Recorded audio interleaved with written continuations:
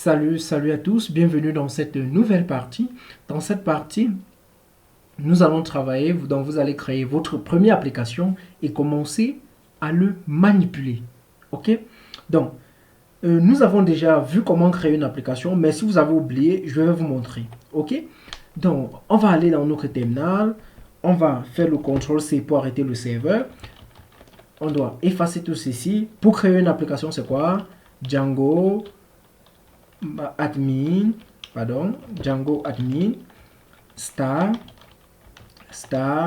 app, et on doit se rassurer de créer l'application en étant dans la direction du projet. Ok, nous avons vu la différence entre application et projet.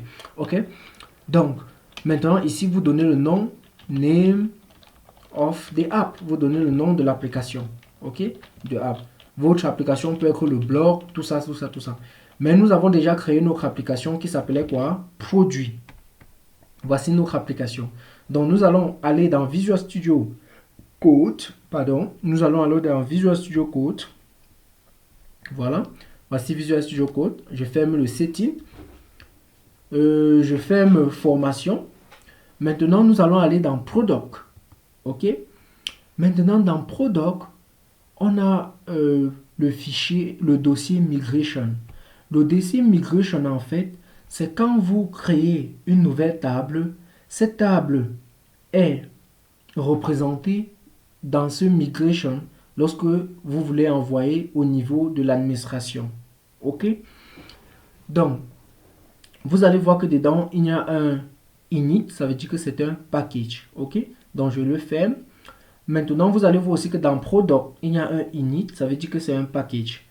Maintenant, nous allons partir directement dans View. D'abord, nous allons aller dans View. Donc, je vais laisser les autres fichiers d'abord. Nous allons aller dans View. Dans View déjà, c'est une partie ou bien un dossier, c'est un fichier qui va travailler sur la partie back-end, voilà, de votre application, mais renvoyer des données à la partie front-end. Pour cela, nous allons parler un peu de l'architecture de Django. Si vous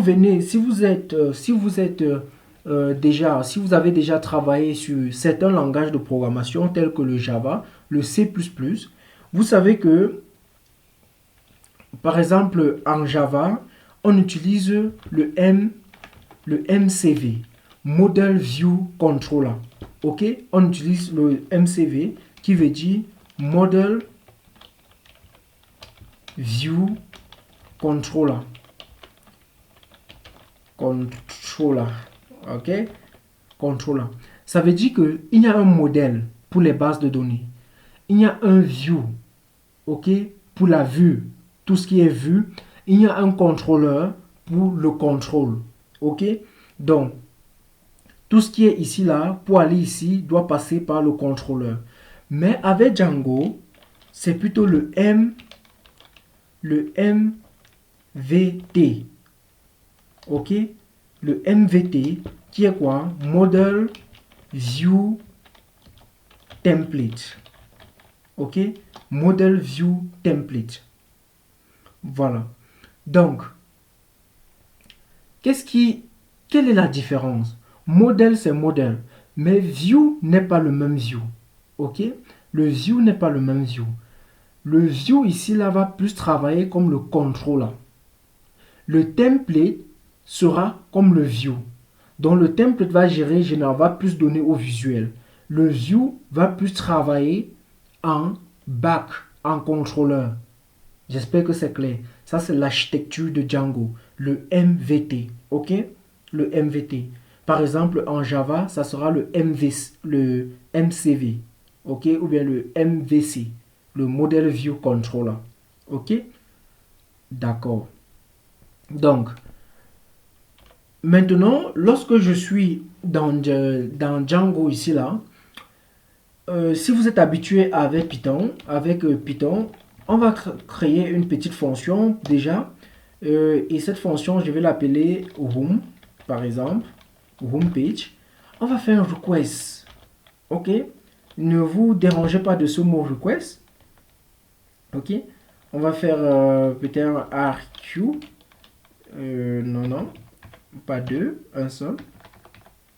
Voilà, c'est pas obligatoire d'écrire ceci. C'est pas obligatoire. Ok. Vous voyez, ça c'est l'avantage de Visual Studio Code. Ok. Voilà. Maintenant, ici, je peux faire un return. Ok. Un return. Bon, avant de le faire, je vais importer un truc. From Django. Django.http. Import http TP response. Ok. Ici, je vais faire http response. http response. Et on va mettre un peu du HTML là. H1. H1, je vais dire bonjour à tous. Ok.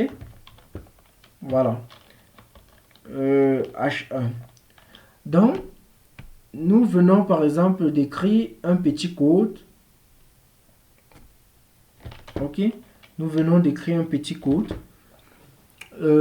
C'est une fonction simple. Ok. Donc, pour l'instant, je vais retirer d'abord ceci. Je vais retirer ceci. Et parce que vous ne connaissez rien encore du request, mais ça, c'est la façon qu'on va écrire généralement. Et je vais vous expliquer pourquoi. Donc, je vais retirer ce request. Et j'écris une fonction simple. Si vous avez un peu travaillé en Python, vous comprenez ce que je viens de faire. Donc, diff, on crée une fonction qui s'appelle home. Et on affiche quoi? HTTP response, tout simplement home. Maintenant, si on part au niveau du terminal, on lance notre serveur. Ok. Maintenant, si on part à ce niveau, on part à la racine de notre serveur. Donc, pas dans admin, on est ici là. On lance comme ça. Vous voyez que c'est toujours cette page qui s'affiche. Pourquoi cette page s'affiche? Vous allez me dire, pourquoi vous me demandez pourquoi elle s'affiche? Lorsque je lance mon site, c'est directement cette page qui s'affiche. C'est la page par défaut. Ok? Comment régler cela? Comment régler cela? Vous allez, si vous vous rappelez, je vous ai dit que dans le setting, je vous ai dit que c'était le URL qui gérait votre application en montrant les différentes pages. Donc nous allons aller dans formation. Donc je ferme celle-ci, nous partons dans formation.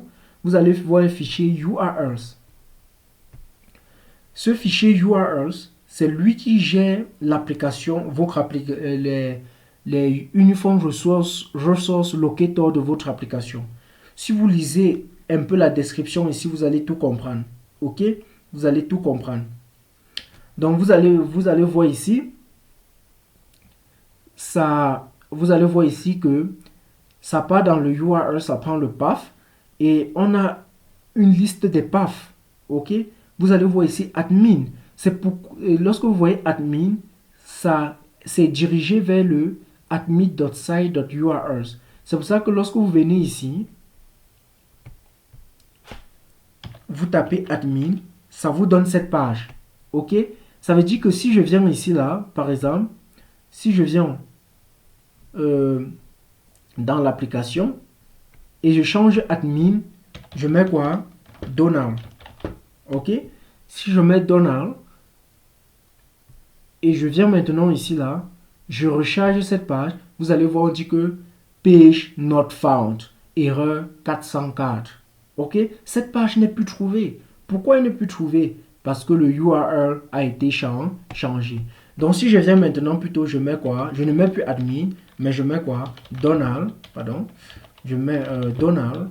Vous voyez qu'on a la page. Ok? C'est en Donald maintenant. Donc c'est ce fichier qui gère tous vos liens. J'espère que c'est clair. Donc on va changer le lien par défaut. Ok? On va changer le lien par défaut. Notre lien par défaut se trouve, notre fonction qu'on veut présenter, c'est cette fonction qu'on veut afficher à la page par défaut. Ok? Donc si je viens ici, vous voyez que ça se trouve dans View. Ok? Donc si je viens ici, je dis from ok, Django, from Django dot peut-être view, je fais import, je fais home par exemple, voilà, j'importe le home, ok, donc ça c'est la fonction home que nous avons créée, ok, pardon, où je suis, non c'est pas ici que je voulais écrire, pardon, je voulais écrire dans le URL, désolé, je voulais écrire ça ici plutôt, donc si je vais ici, j'ai dit from Django dot view, ok, je fais import et je prends quoi, home, ok, ça c'est une fonction que j'ai pris, ok, que j'ai juste prise comme ça, pardon, c'est pas Django, pardon, product, ok, produit, produit, désolé, produit, ok, donc produit, parce que c'est normal, non, c'est tout à fait normal, sûrement vous vous posiez des questions, pourquoi il a mis Django, ok, c'est un peu bizarre, ok, parce qu'on sait que notre fichier view se trouve où, dans products, tout simplement, ok, comment importer un module, ok, donc c'est juste ça, c'est pour ça qu'il dit qu'il vous faut un peu de connaissances en Python pour être à l'aise, ok, voilà, maintenant donc je fais from products.view, voilà, dans products c'est le dossier, view c'est un fichier, j'importe la fonction ci. Donc maintenant, si j'ai importé cette fonction, je viens ici, je fais path, ok, je fais le path et je mets le vide, pour dire, le vide veut dire que je suis à la racine, ok, et je mets virgule, je mets home, tout simplement, je mets home, et là maintenant, on peut donner un nom à ça, un name. Bon, si vous ne c'est pas obligatoire, je peux dire home pour donner le nom à ce URL, ok. On peut donner aussi le nom à plusieurs URLs, ok. Par exemple ici on peut donner un nom, ok, par exemple à ce URLs, de telle façon que chaque URL soit nommé. Maintenant cette fonction est appelée lorsque c'est le vide, vous comprenez un peu. Donc si je reviens ici là, je repars à la racine de l'application, donc je repars à la racine de l'application, je relance par exemple ça, vous allez voir ici là que on dit que whom has one take zero positional arguments but one was given. Dans la fonction whom, voilà, a un problème en fait, ok. Vous voyez que c'est exactement cette fonction qui a été appelée, c'est pas trop le problème qui m'intéresse pour l'instant, ok, mais c'est exactement cette fonction qui a été appelée, ok. Donc si je rentre au niveau de view,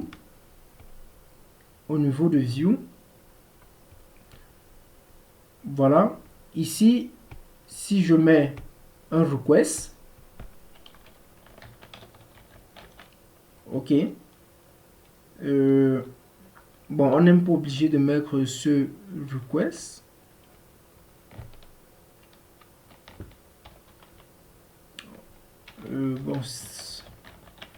bon mettons quand même, mais on n'est pas obligé de le mettre quand même. Ok, je pense que le problème doit être au niveau d'ici, c'est pas request quand même qui est le problème.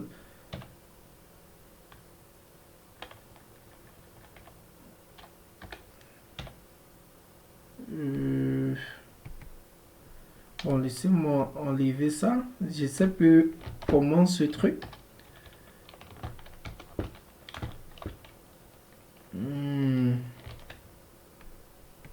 Ok.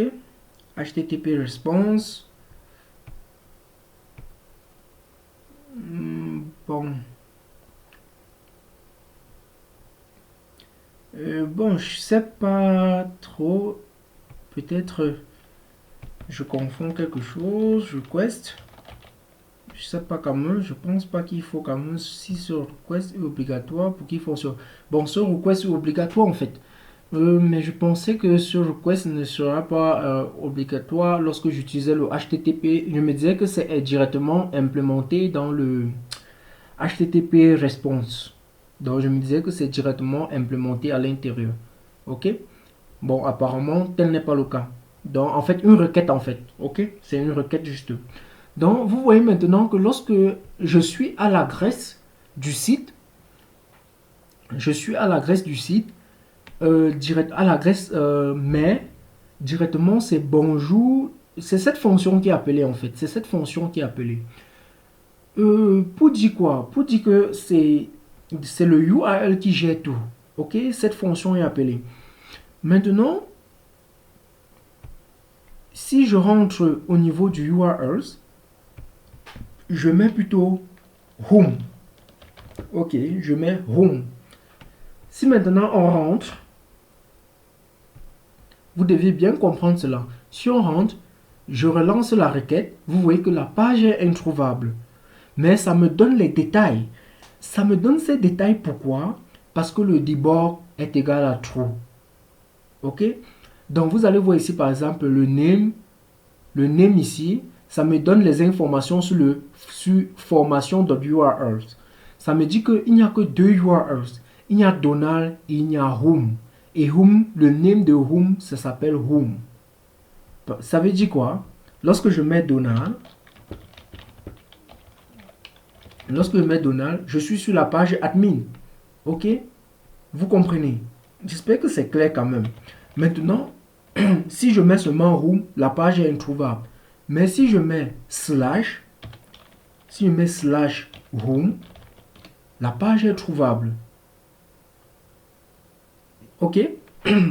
Maintenant que vous avez un peu compris un peu le URLs, nous allons passer à l'autre fichier. Donc, je vous ai déjà montré le fichier, je vous ai déjà montré ce fichier URLs. Maintenant, nous avons aussi vu un peu le fichier view. Ok?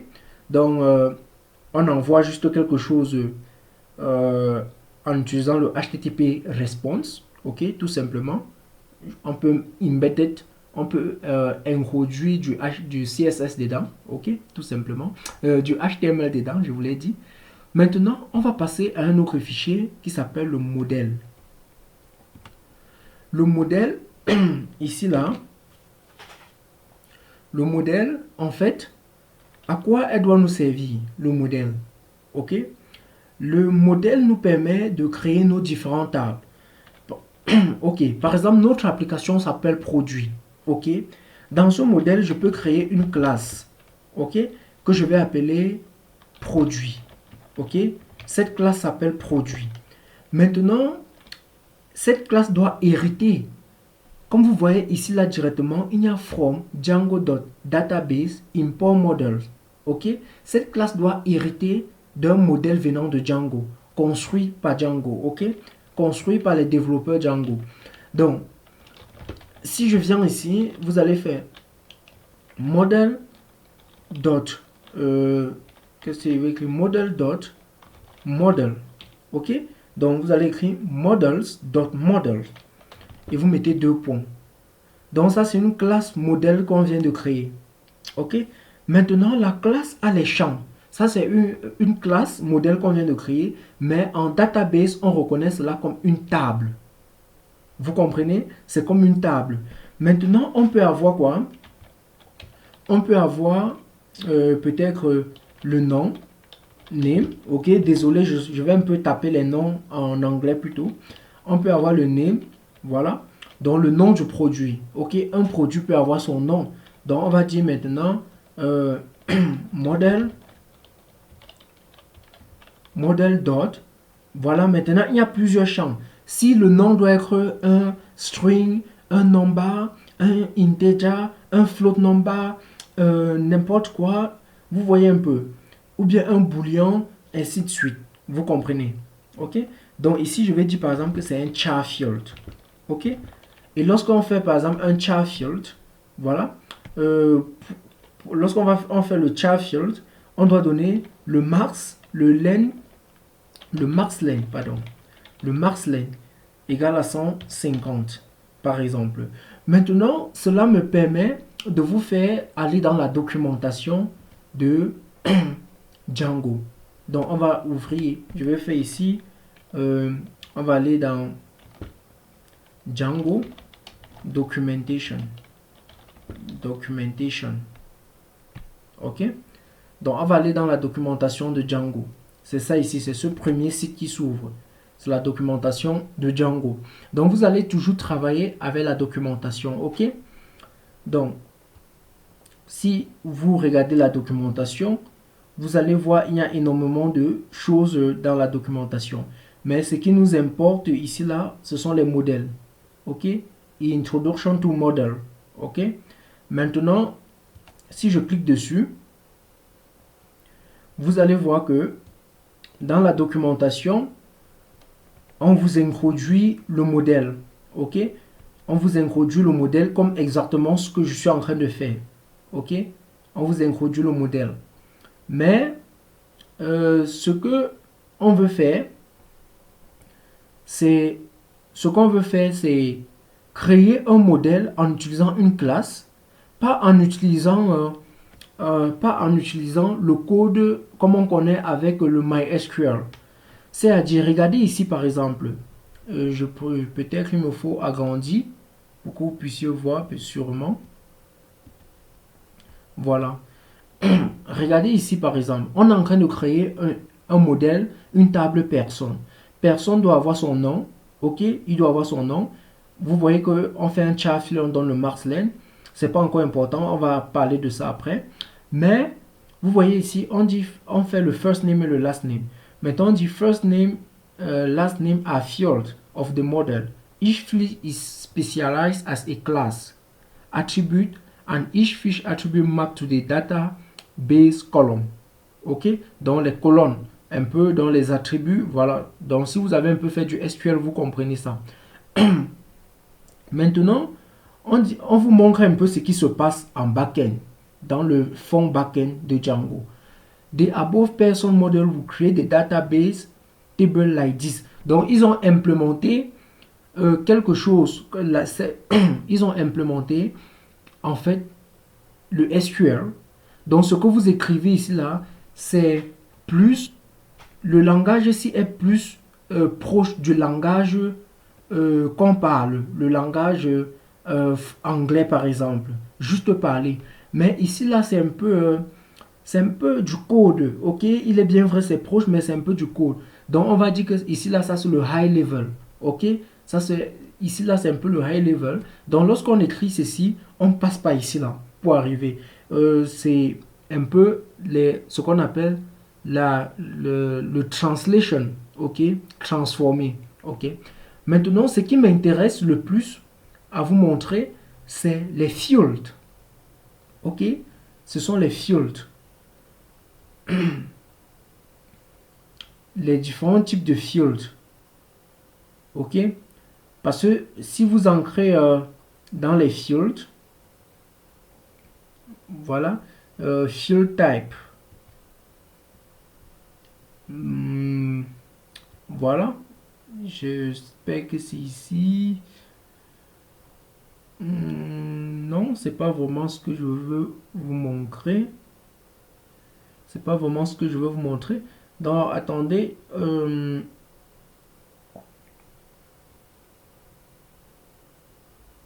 Full name option. Non.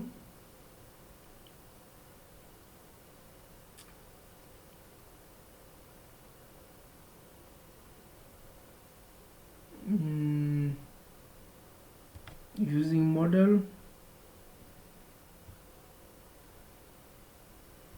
Bon, je vais mettre pour chercher vraiment ce que je veux vous montrer. Ok? Voilà, j'ai trouvé. Donc en fait, c'était juste prêt, mais comme j'ai trop zoomé là, ça me dérangeait, je ne voyais pas bien. Donc en fait, c'est juste ça ici en bas. Les types de fields, ok? Les types de fields. Regardez bien, vous pouvez avoir un auto field, un big auto field, un big integer field, ok? Un binary field, un boolean, un time pour le temps, un date time, un date field, un duration field, ok? Un duration field, un email field, ok, un duration field, un email field. Voilà, vous pouvez avoir les file name, ok, les slot, les small, il y a énormément, ok. Donc, vous devez, en fait, lorsque vous voulez utiliser un field, par exemple, si, comme on veut utiliser le char field, vous venez sur la documentation, vous ne connaissez pas comment on utilise ce field, vous cliquez dessus, ok, directement le field s'ouvre. Comme vous pouvez le voir, c'est encore où je suis trop parti. Voilà, c'est ça ici. Voici c'est ici. Vous allez voir que le char field, a besoin de un argument. Ok? De un argument qui est quoi? Le max len. Ok? C'est le max len. Ça, c'est le char field. Ok? Vous allez voir encore que les autres, donc il y a par exemple le date field. Le date field, par exemple, a besoin d'un argument, le auto now, ok? Le auto now at, ok? Donc, c'est comme ça que vous pouvez faire pour connaître comment utiliser. Par exemple, le date field aussi a besoin de, pour lui, le decimal field a besoin de deux arguments, voilà, le max digit et le decimal digit. Donc, il y a énormément de fields, ok? Donc, on va rentrer ici. Maintenant, j'ai donné le max field. Donc, maintenant, je vais par exemple donner le price. Le price est égal à model dot decimal field. Ok? Maintenant, je peux laisser comme, je peux par exemple faire la description, ok, égal à model dot text field, ok, text field, ok. Maintenant, le text field par exemple n'a pas besoin de paramètres, mais le decimal field a besoin d'un paramètre, ok. Si vous vous rappelez, regardez, decimal field a besoin du max digit et du decimal number, mais si on laisse comme ça et qu'on ne met rien, qu'est-ce qui va se passer? Chaque fois que vous créez une table, que vous modifiez votre base, votre table ici là, vous devez taper deux commandes. Donc il faut que je précise cela. Qu'est-ce que j'ai fait? Attendez. Donc chaque fois, vous devez taper deux commandes. Donc écrivez ça quelque part. Chaque fois que vous modifiez, voilà, donc il faut que ça soit plus personnel. Chaque fois que je modifie ma table ou ma classe du modèle, voici les deux commandes à insérer, ok, insérer, ok, j'espère qu'on écrit comme ça. Voilà, première commande c'est python manage.py make migration, ok, python manage.py make migrations, ok. Deuxième commande c'est python migrate, ok, python manage.py migrate. Donc voilà les deux commandes que vous allez généralement taper. Donc comme nous avons créé notre table, nous allons venir ici, ok. Vous allez voir que directement ça nous dit certaines erreurs. On a certaines erreurs. Lorsque vous avez lancé votre serveur, ça vous dit qu'il y a un problème. Quel est le problème? On dit system checking error, system check identifier some issues. Donc ça a eu quelques problèmes. Le problème vient de quoi? De product.price. Product.price utilise le decimal field. Mais le decimal field must define a decimal place and the max digit. Vous comprenez? Donc, Lorsque vous n'avez pas mis les requirements, les arguments nécessaires qu'il faut, qui sont obligatoires, vous aurez ces erreurs et vous ne pourrez plus continuer le développement. Donc pour résoudre cela, vous allez dans la documentation, vous cherchez l'élément en question, vous regardez, voilà ce qu'il lui faut, vous le copiez, ok, vous revenez dans votre projet, donc c'est lui ici, donc vous revenez juste là, vous l'entrez, voilà, peut-être le décimal, vous pouvez mettre 2, peut-être 5, ça veut dire qu'il peut avoir 5 chiffres après la virgule, ou bien 2 chiffres après la virgule. Maintenant le mars, vous pouvez dire peut-être 10 000, voilà, voilà, ou bien 100 000, voilà. Maintenant, si on part au niveau d'ici, vous voyez qu'on n'a plus cette erreur. Lorsque le serveur, s'actualise chaque fois qu'on fait les modifications, il n'y a plus cette erreur. Ok? Donc, maintenant que nous n'avons plus cette erreur, si nous partons au niveau de la base de données, on ne doit rien voir comme toujours. On ne doit rien voir. Donc, si je viens ici, là, malgré qu'on a créé une table qui s'appelle produit, si je viens ici, là, à Donald, si vous vous rappelez, j'avais changé admin, j'ai mis Donald. Ok? Si on vient à Donald et j'entre le SOPA-user, les données du SOPA-user, Donald, je viens ici, je mets par exemple mon mot de passe, je me connecte. Vous voyez qu'il n'y a pas cette table qui s'affiche. Ok? Maintenant, il y a la première chose à faire pour que cette table s'affiche. C'est la première chose. C'est de faire le Python manage.py. Oh, qu'est-ce que j'ai écrit? Python manage.py. Ok, make migration. Le make migration vous donne les informations par rapport à votre fichier models. Ok, par rapport à votre fichier models. Donc si je tape entrée, j'ai mal écrit manage apparemment. Donc je retape. Bon, je nettoie un peu le terminal. Donc on dit Python manage.py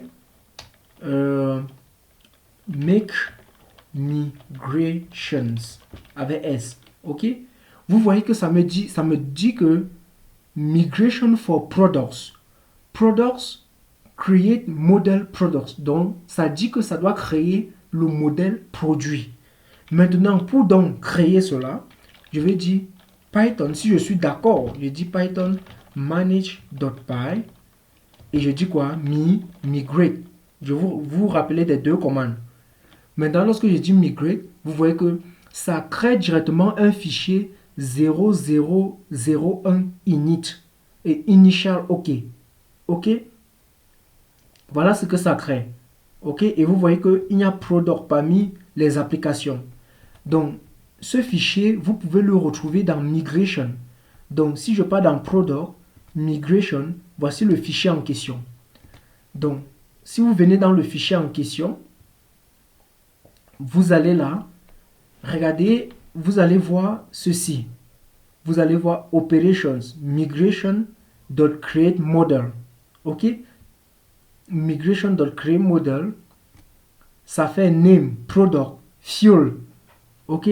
Le fuel, le ID, ça donne, comme chaque table doit avoir un identifiant, ça donne directement un identifiant par défaut qui est le big auto fuel. Le big auto fuel qui est un champ. OK? Voilà qui a le auto created true primary key. True, donc ça serait la clé primaire. Serialize for verbose ID. Donc le nom que ça va donner, ce sera le ID. Vous comprenez un peu. Ici, on a le name, on a le description. Voilà, on a le decimal field. Vous allez voir que ça donne tout ce que nous avons donné. Il y a le decimal place 2, le max. Donc en fait, c'est un translator. OK? Bon, si vous êtes un peu, je vais un peu prendre, si vous êtes dans une école, ou bien si vous avez appris comment travailler sur les compilateurs, sinon ceci ne sera pas nouveau pour vous. Vous allez comprendre en fait ce qui se passe. Ok? Donc c'est le migrate qui nous permet de générer ce fichier. Ok? Ça veut dire que si je fasse ce fichier directement, ça va sortir de la base de données. Ok? Maintenant, si on part toujours dans la base de données, jusqu'à là, on n'aura pas notre table. Donc, si j'actualise le truc, qu'est-ce qui se passe? Voilà, il faut lancer le serveur. Il faut lancer le serveur. OK? Donc, si on rentre, on actualise. Voilà. Vous voyez que jusque-là, il n'y a pas la table. C'est là où je vous introduis maintenant au second fichier à travailler dessus. C'est le admin. OK? C'est le admin. Donc, c'est le admin. Nous avons travaillé sur le view. Nous avons travaillé sur le modèle. OK? Nous avons travaillé sur le URL dans le projet. Et maintenant, nous allons travailler sur le admin. Le admin permet d'enregistrer votre application. Si vous voulez qu'elle soit vue dans le admin, dans l'interface admin, ok, dans l'application admin. Donc, ce que vous faites, c'est vous allez venir ici importer votre table. Donc, from product, import, ou bien vous pouvez juste faire from, comme ils sont dans le même dossier, vous mettez from model, ok, le fichier models, import, tout simplement, import product, dans la classe product, ok. Maintenant, lorsque j'ai fait cela, je peux juste venir ici, là, maintenant, je fais je fais admin, ok, .site.register et je mets quoi? Product. Ok, regardez bien. admin.site.register product. Ok, ça c'est pour enregistrer une table. C'est pour enregistrer une table. Ok, et maintenant, si je viens là, si je viens ici, j'entre ici et je refresh et boum, notre table s'affiche directement ici. Ok, notre table s'affiche directement là. Mais vous allez voir que sur product, ça met un S à product. C'est le pluriel. Ok, ça met un S, ça ajoute sur le S qui était déjà sur product. Comment j'ai ça? Nous allons voir cela. Ok, nous allons voir cela tout à l'heure. Donc maintenant, si je viens ici, j'appuie sur plus. Par exemple, c'est pour dire ajouter un élément. Parce que si vous cliquez sur product, vous allez voir qu'en fait, il n'y a aucun produit dans votre table. Regardez, il n'y a aucun produit. Maintenant, vous pouvez venir ici, là. Vous cliquez sur ajouter un produit. Et là, maintenant, vous pouvez mettre peut-être mangue. Voilà, vous pouvez mettre mangue, la description de mangue. Vous pouvez voir la description, peut-être c'est... on peut mettre quoi? Juste une mangue. Ok, juste une mangue, voilà, juste une mangue. Maintenant, vous allez voir que ici, là, c'était le char field. Regardez comment le char field se représente. Ici, là, c'était le text field. Regardez comment le text field se représente. Donc, je vous invite vraiment à lire la documentation de chaque field lorsque vous avez besoin d'un field. Ok? Parce que chaque field se représente différemment. Regardez comment le price se représente. Ok? Vous pouvez utiliser ce bouton. Regardez le nombre de chiffres après la virgule. C'est 2. C'est parce que c'est nous qui avons défini cela. Ok? Donc, regardez, vous pouvez ancrer vous-même votre propre chiffre. Ok? Vous pouvez ancrer vous-même votre propre chiffre. Si vous ancrez quelque chose qui n'est pas ça et que vous voulez enregistrer, regardez, ça va vous dire que, attention, ce champ est obligatoire et corrigez-le parce que vous avez entré quelque chose qui n'est pas vraiment ce qu'il attend. Lui, il attend quoi? Les float numbers. Donc, je peux dire par exemple que ça coûte 12,55 $ peut-être. Ok? Et maintenant, là, je peux enregistrer. Ok? Vous voyez que directement, on me dit projet objet 1 a été enregistré. Vous comprenez? Maintenant que vous connaissez déjà comment créer une table jusqu'à ce qu'elle soit là. Ok? Elle soit là. Donc, vous pouvez ajouter encore d'autres objets. Donc, ici, je vais dire orange. Orange. Juste une orange. Juste une orange. Et je peux mettre son prix 100 $. OK? Et là, je peux enregistrer. Vous voyez que j'ai l'objet 2 qui a été enregistré. J'espère que vous comprenez le concept. Maintenant, regardez, on va revenir sur produit. Regardez, product ici, là, est mis avec un S, double S. OK? Or, on sait que produit produit au pluriel, ça avait un seul S. OK? Donc, on va aller dans le table, dans le modèle. Autant pour moi. OK, on va aller dans le modèle. Donc, j'espère que vous avez copié ceci. Vous avez compris ça. Donc, dans le modèle maintenant, il y a ce qu'on appelle les méta. Le metadata. Voilà, si vous êtes un peu dans l'informatique, vous savez que le metadata, en fait, c'est l'information à propos du data. Data about data. Donc, les informations à propos du data. Les informations là sont aussi des data. OK?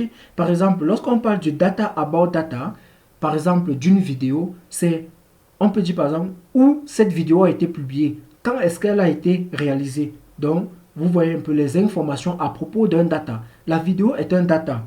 L'heure à laquelle elle a été réalisée, c'est un data. Où elle a été publiée, c'est un data. Vous comprenez un peu. Donc, on peut faire une classe ici qu'on appelle metadata. OK? Donc, le metadata travaillera sur cette classe. Ça serait les données de ce data. Vous comprenez un peu? Voilà. Donc, on peut faire, on peut travailler sur, on peut dire verbos,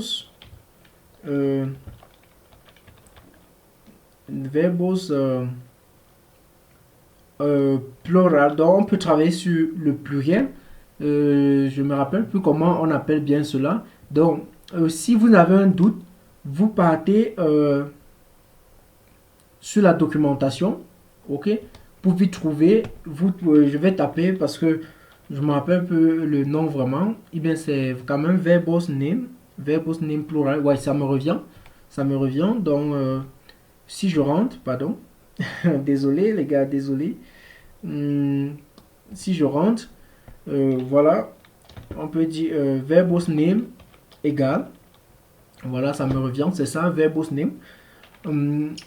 Verbose name, on peut dire, on peut donner le verbose name. Pardon. On peut donner le verbose name peut-être product. Product. OK. Maintenant, on va dire verbose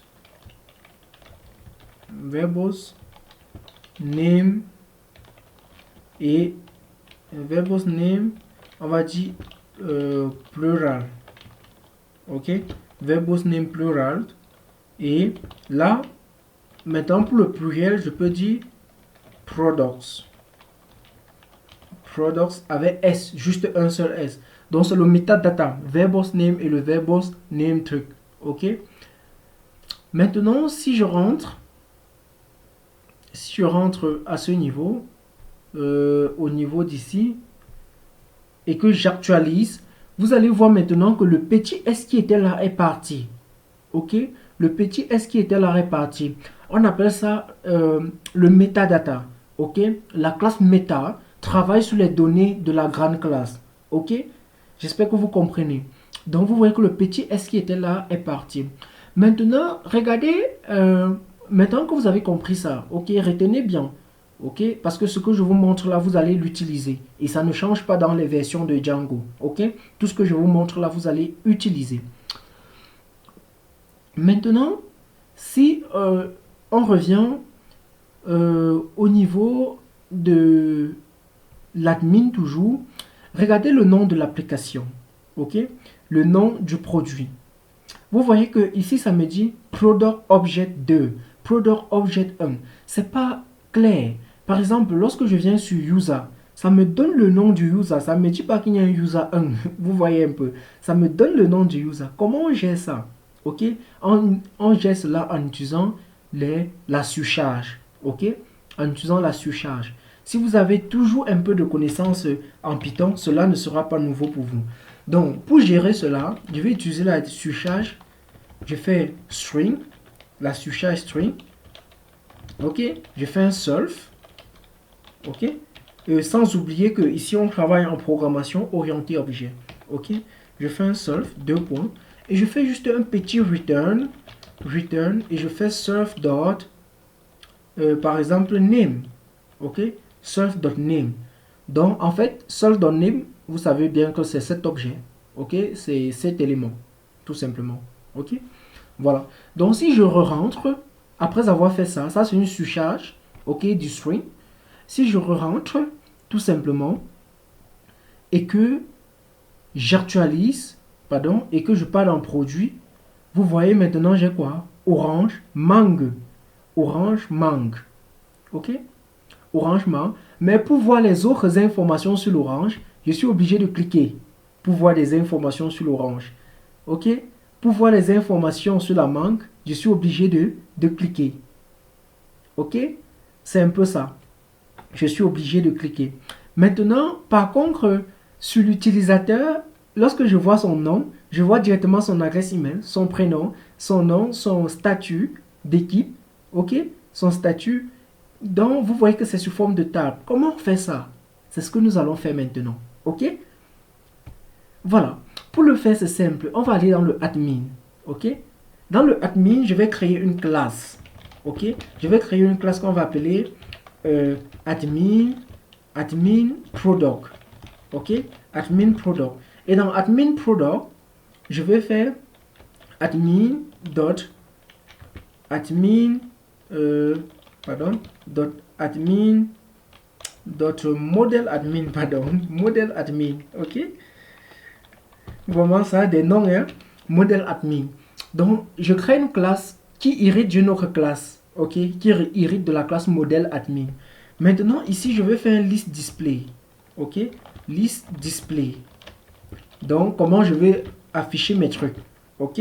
Et dans mon list display j'ai dit le nom, voilà, j'ai dit le nom, description, ok. Et par exemple quoi, le price. Ok, c'est prices ou price.